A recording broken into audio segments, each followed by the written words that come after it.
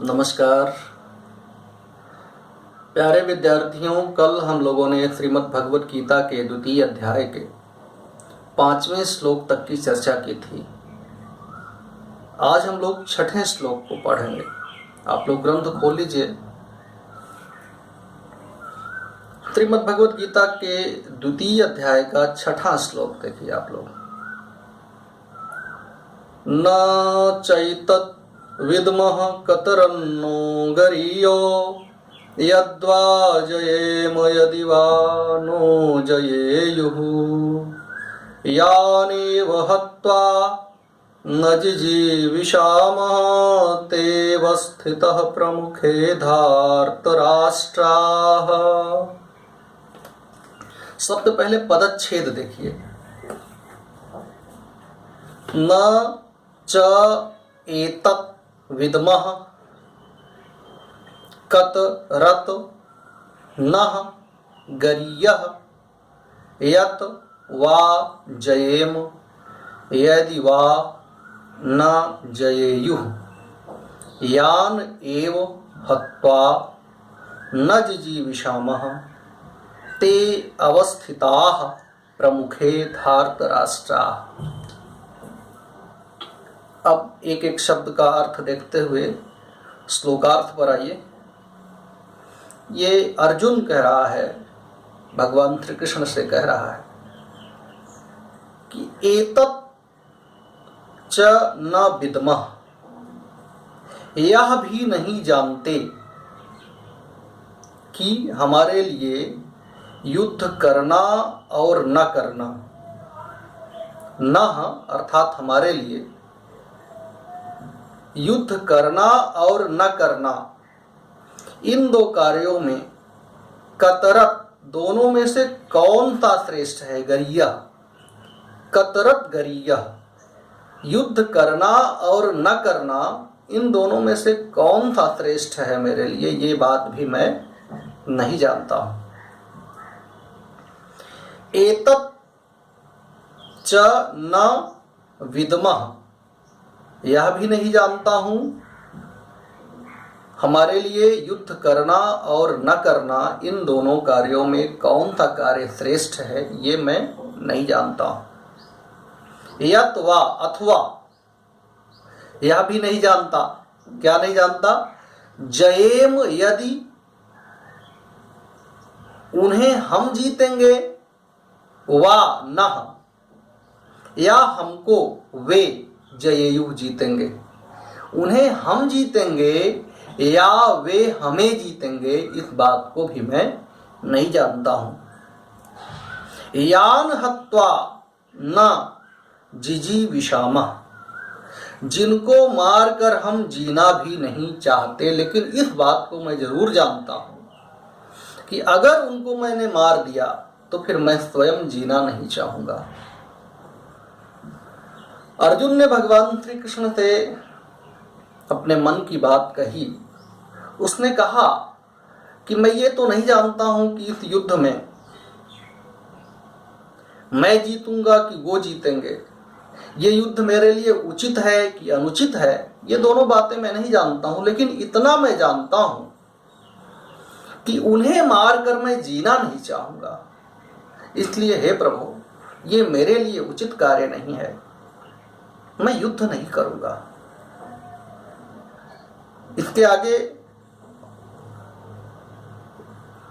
अर्जुन कह रहा है कि ते एव धार्तराष्ट्राः, वे ही धृतराष्ट्र के पुत्र प्रमुखे अवस्थिताः, हमारे सामने मुकाबले में खड़े हैं। जिन्हें मारकर मैं जीना नहीं चाहता हूं, वे ही धृतराष्ट्र के पुत्र, हमारे आत्मीय बंधुजन, हमारे सामने युद्ध में खड़े हुए हैं, जिन्हें मारकर मैं जीना नहीं चाहता हूं। मोह और कायरता रूप दोषों के वर्णन करते हुए भगवान के शरण होकर उनसे कल्याणप्रद उपदेश हेतु अर्जुन की प्रार्थना अगले श्लोक में यह है। अगले श्लोक में सीधे सरेंडर कर देता है अर्जुन भगवान के सामने। कह रहा है कि कार्पण्य दोषोपहत स्वभाव पृक्षामि त्वां धर्म सम्मूढ़ चेता यच्छ्रेयः स्यान्निश्चितं ब्रूहि तन्मे शिष्यस्तेऽहं शाधि मां त्वां प्रपन्नम्। एक एक शब्द का पहले अलग अलग करिए, पदच्छेद देखिए। कार्पण्य दोषोपहत स्वभाव पृक्षामि त्वां धर्म सम्मूढ़ चेता यच्छ्रेयः स्यान्निश्चितं ब्रूहि तन्मे शिष्यस्तेऽहं शाधि मां त्वां प्रपन्नम। इसलिए कार्पण्य दोषोपहत स्वभाव अर्थात कायरता रूप दोष से उपहत हुए स्वभाव वाला, कार्पण्य दोषोपहत स्वभाव अर्थात कायरता रूप दोष से उपहत स्वभाव वाला, धर्म सम्मूढ़ चेता धर्म के विषय में मोह चित्त हुआ मैं। सम्मूढ़, सम्मूढ़ का मतलब मोहित।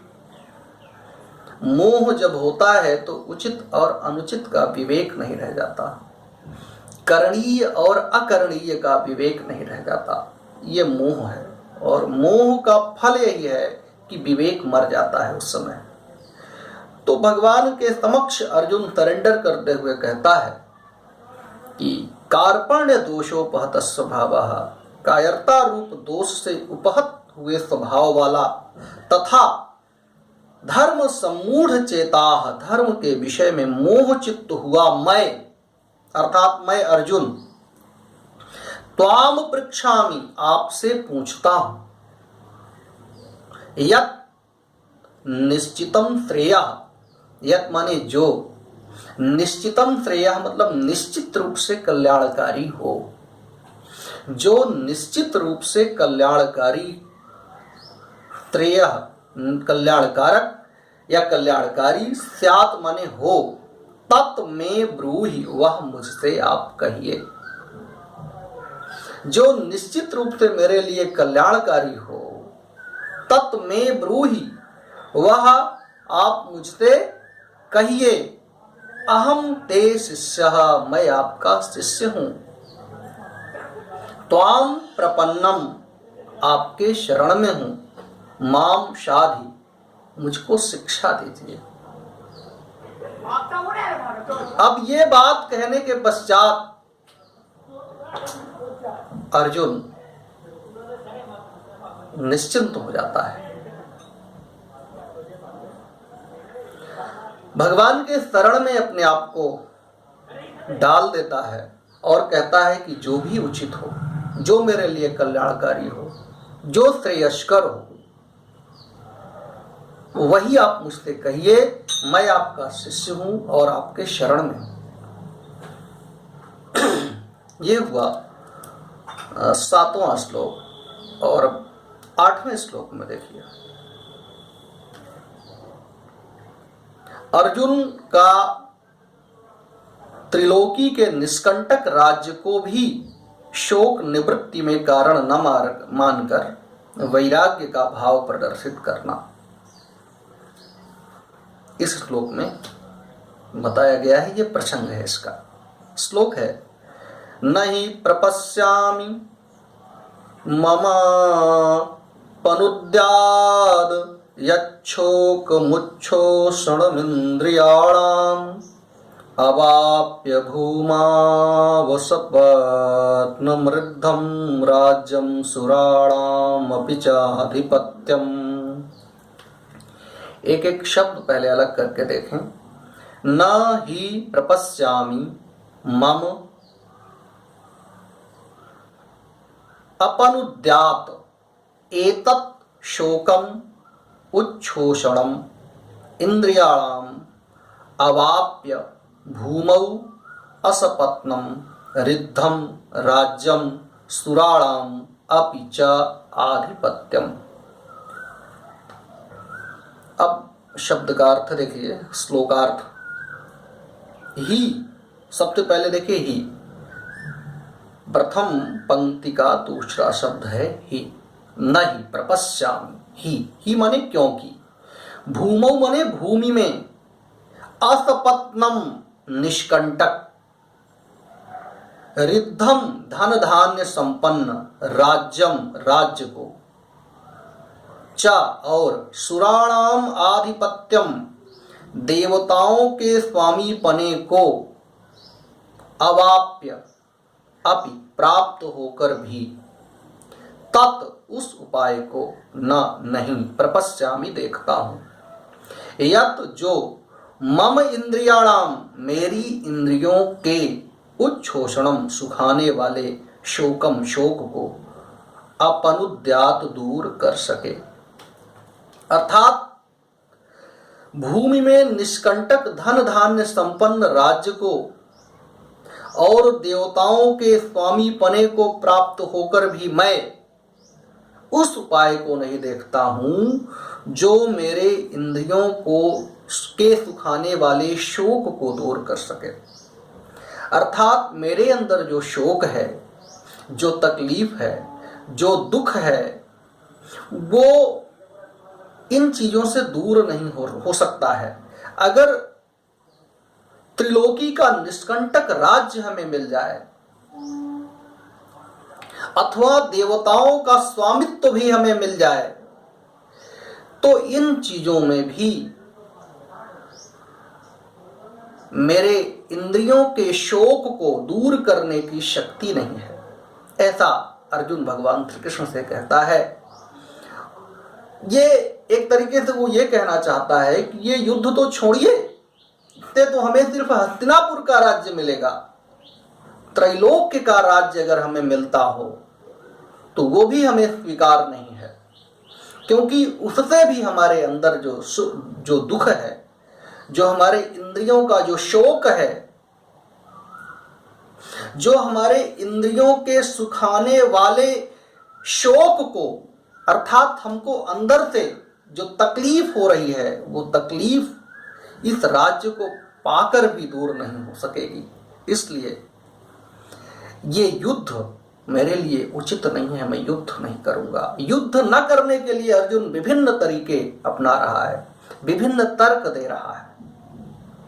एक बार तो भगवान श्री कृष्ण के शरण में अपने आप को डाल दे रहा है, लेकिन फिर भी पूरी तरीके से उसने शरणागत वो नहीं हो रहा है। शरण में जाने के पश्चात भी वो तर्क कर रहा है। तर्क कहिए या कुतर्क कहिए, वो ये चाहता है कि भगवान ऐसा कह दें, भगवान श्री कृष्ण ये कह दें कि हाँ ठीक है, युद्ध मत करो।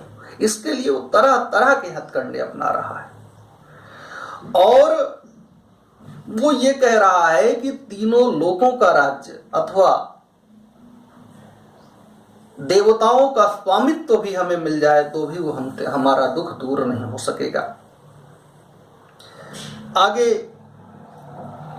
9वां श्लोक है जो, उसमें संजय कह रहे हैं धृतराष्ट्र के समक्ष, एवं मुक्त्वा ऋषिकेशं गुडाकेशः परन्तप नयोत् इति गोविंदम उक्त्वा तूष्णीं बभूवः। एवं उक्त्वा ऋषिकेशं गुडाकेशः परन्तप नयोत्य इति गोविंदम उक्त्वा तूष्णीं बभूवः। एक एक शब्द देखिए अलग अलग करके। एवं उक्त्वा ऋषिकेशं गुडाकेशः परन्तप नयोत्ते इति गोविंदम उक्त्वा तूष्णीं बभूवः। संजय बोल रहे हैं धृतराष्ट्र से, परंतप, हे राजन, गुडाकेशः, निद्रा को जीतने वाले अर्जुन। अर्जुन का एक नाम गुडाकेश भी है। गुडाकेश का अर्थ है जिसने अपनी निद्रा को जीत लिया है, वो गुडाकेश है।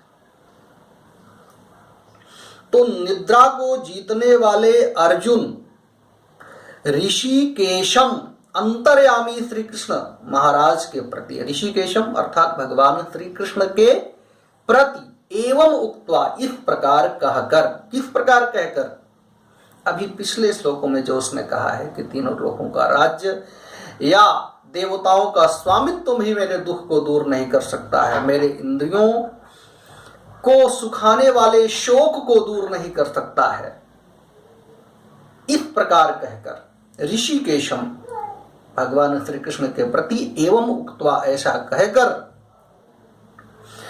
गोविंदम श्री गोविंद भगवान से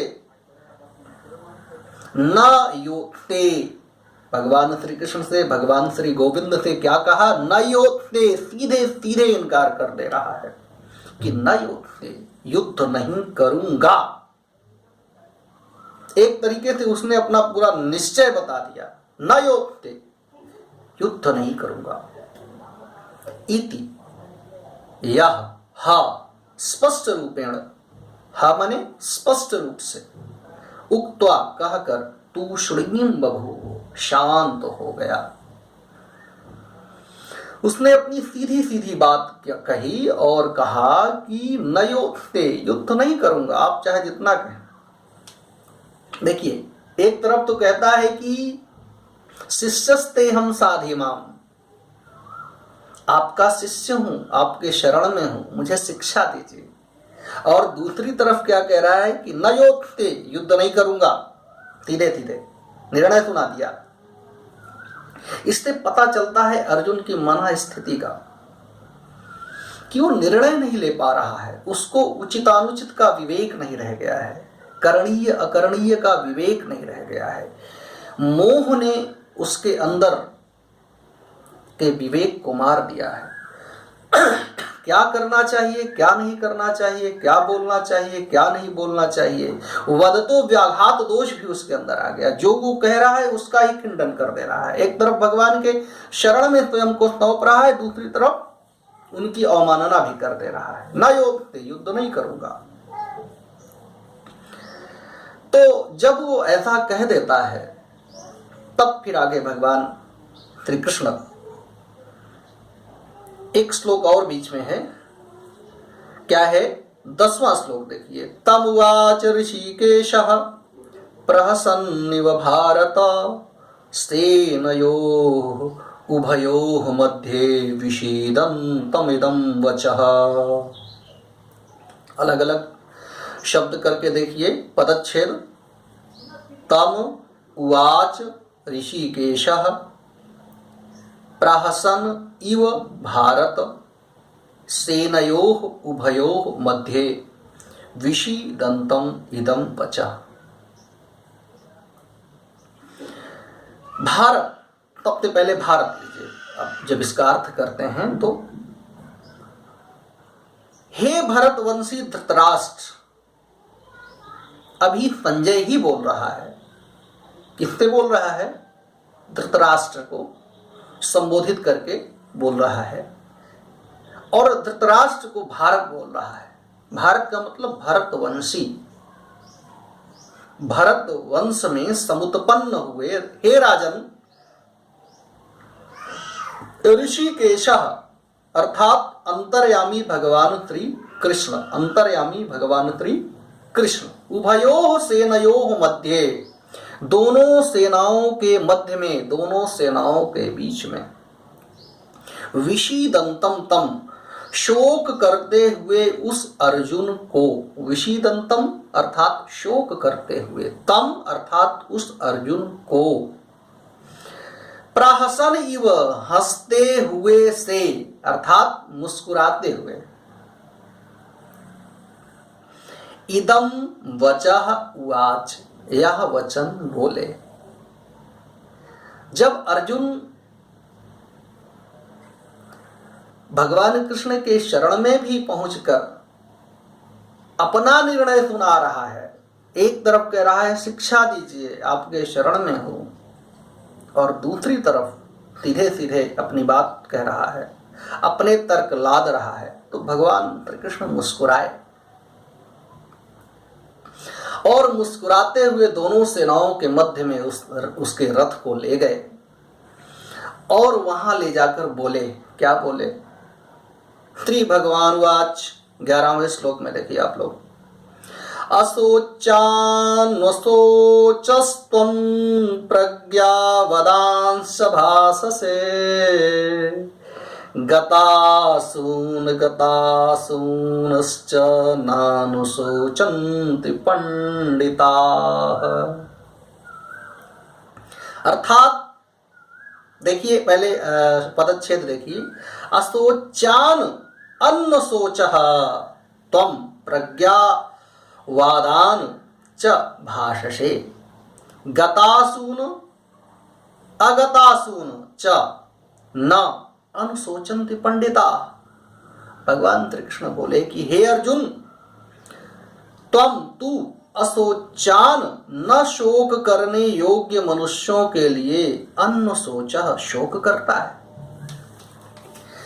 न शोक करने योग्य मनुष्यों के लिए शोक करता है। असोचान सोचस्तुम, जिसके लिए शोक नहीं करना चाहिए, जिसके लिए मोह नहीं करना चाहिए, उसके लिए तू शोक और मोह कर रहा है। च और प्रज्ञावादान च भाषसे, और पंडितों की भाषा बोल रहा है। पंडित का मतलब बहुत प्रज्ञावान बन रहा है।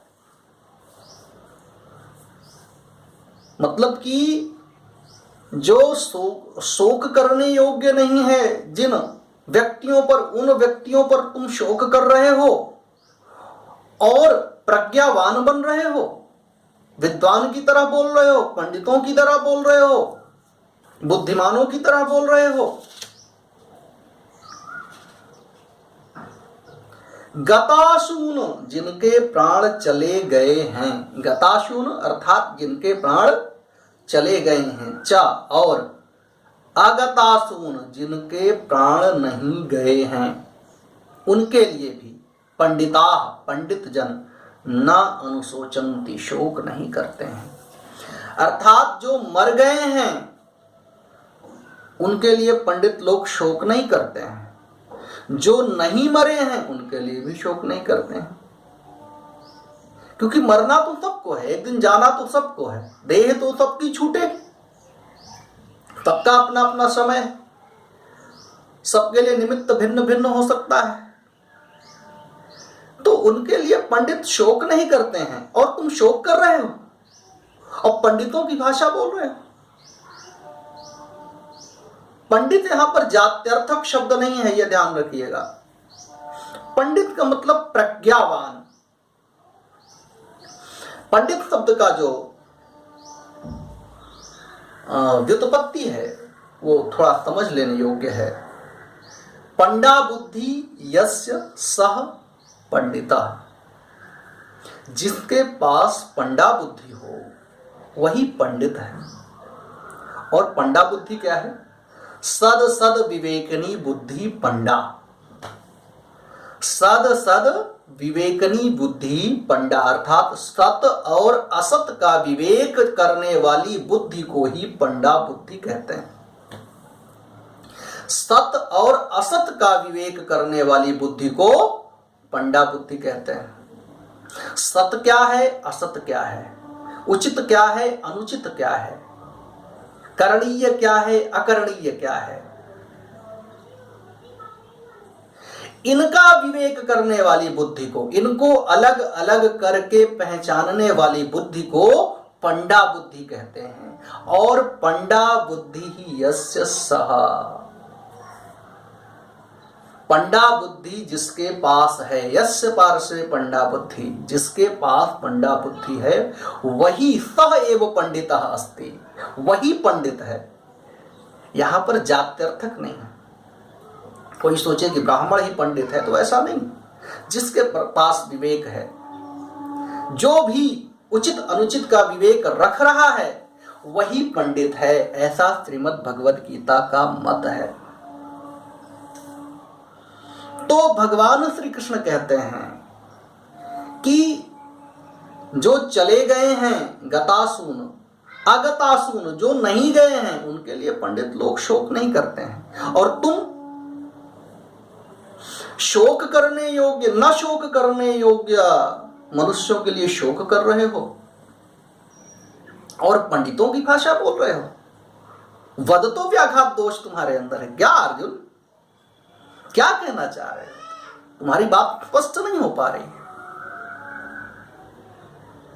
जब ऐसा भगवान श्री कृष्ण कहते हैं, उसके बाद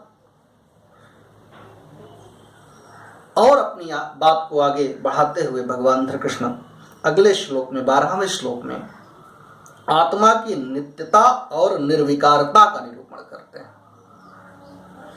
न त्वेवाहं जातु नाशं न त्वं नेमे जनाधिपाः न चैव न भविष्यामः सर्वे वयमतः परम्। एक एक शब्द अलग अलग करके देखिए। ना तू एवं, नत्वे वाहम अर्थात न तू एवं अहम जातु न आसाम न त्वम न इमे जनाधिपाः न च एव न भविष्यामः सर्वे वयम इति परम। सर्वे वयम अतः परम, ये अलग अलग शब्द हो गए हैं। इनका अर्थ देखिए। न तू एवं एव, न तो ऐसा हो, अहम जातु न, मैं किसी काल में नहीं था, त्वम न अथवा तू नहीं था। ऐसा नहीं है कि मैं किसी काल में नहीं था और ऐसा भी नहीं है कि तू भी नहीं था। इमे जनाधिपाः, ये राजा लोग भी न नहीं थे, च और न ऐसा भी नहीं है कि अतः परम वयम, इससे आगे भी हम लोग नहीं रहेंगे। उन्होंने कहा कि हे अर्जुन, भगवान कृष्ण कहते हैं कि हे अर्जुन, ऐसा नहीं है कि ऐसा भी नहीं है कि किसी काल में मैं नहीं था, अथवा किसी काल में तू नहीं था, अथवा किसी काल में ये राजा लोग नहीं थे। अर्थात कोई ऐसा समय नहीं हुआ है अब तक जिसमें मैं नहीं था या तू नहीं था अथवा ये राजा लोग नहीं थे। इसका मतलब क्या है? इसका मतलब यह है कि तीनों कालों में हम सभी लोग विद्यमान थे, हैं और रहेंगे। तू भी सदा से था, मैं भी सदा से हूं और ये राजा लोग भी सदा से थे और हैं और आगे भी रहेंगे। आगे 13वें श्लोक में भगवान श्री कृष्ण कह रहे हैं कि देहिनो अस्मिन् यथा देहे कौमारं यौवनं जरा तथा देहांतर प्राप्ति धीरस्तत्र न मुह्यति। अलग अलग शब्द करके देखिए। देहिनः अस्मिन् यथा देहे कौमारं यौवनं जरा तथा देहांतर प्राप्ति धीरः तत्र न मुह्यति। इसका अर्थ देखिए। यथा देहिनः, जैसे जीवात्मा की, अस्मिन् देहे, इस देह में, कौमारम यौवनम, कौमार्य और यौवन, जरा और वृद्धावस्था होती है, तथा उसी प्रकार से देहांतर प्राप्ति, अन्य शरीर की प्राप्ति भी होती है। तत्र धीरः न मुह्यति, उस विषय में धीर पुरुष मोहित नहीं होता है। अर्थात जिस प्रकार से जीवात्मा के इस शरीर में रहते हुए सर्वप्रथम कौमार्य अवस्था आती है, उसके पश्चात यौवन आता है, फिर प्रौढ़ता आती है, फिर वार्धक्य आता है, उसी प्रकार से देहांतर की प्राप्ति भी होती है उसको। किसको? जीवात्मा को। जिस प्रकार से बालक होता है, किशोर होता है, युवा होता है, प्रौढ़ होता है, वृद्ध होता है, जीवात्मा उसी क्रम में उसको देहांतर की भी प्राप्ति होती है, अर्थात दूसरे शरीर की प्राप्ति होती है। इसमें कोई विशेष बात नहीं है, ये उसका क्रम है। जीवात्मा तो नित्य है, जीव तो पहले भी था और बाद में भी रहेगा, केवल देह का क्षरण होता है, ये कहने का मतलब है। और हमें लगता है आज यहीं तक रखते हैं। आज 13 श्लोक तक हो गए हैं। कल हम लोग 14वें श्लोक का अध्ययन करेंगे। इसको आप लोग दोहरा लीजिएगा, एक एक शब्द का अर्थ देखिएगा। सबसे पहले श्लोक पढ़िए, श्लोक को पढ़ने के पश्चात पदच्छेद करिए। पदच्छेद का मतलब एक एक शब्द को अलग करके पढ़ना। जो संधि और समास से युक्त शब्द हैं उनको अलग अलग करके आप देखिए, उसके पश्चात अन्वय सहित अर्थ लगाइए इसका, और अन्वय सहित अर्थ जानने के पश्चात व्याख्या समझिए। श्लोक के मूल में क्या भाव है उस बात को समझिए और फिर उसको लिखने का प्रयास करिए। लिखकर आप लोग नोट बना के प्रत्येक श्लोक का आप लोग हमसे व्हाट्सएप पर उसको भेज भी सकते हैं, उसको हम देखेंगे और जहाँ पर जो कमी होगी वो हम बताएंगे। इसके साथ ही हम भी आप लोगों को समय समय पर कुछ नोट देंगे और उसका भी आप लोग अध्ययन करिए। ठीक है भैया, धन्यवाद। कल फिर मिलते हैं।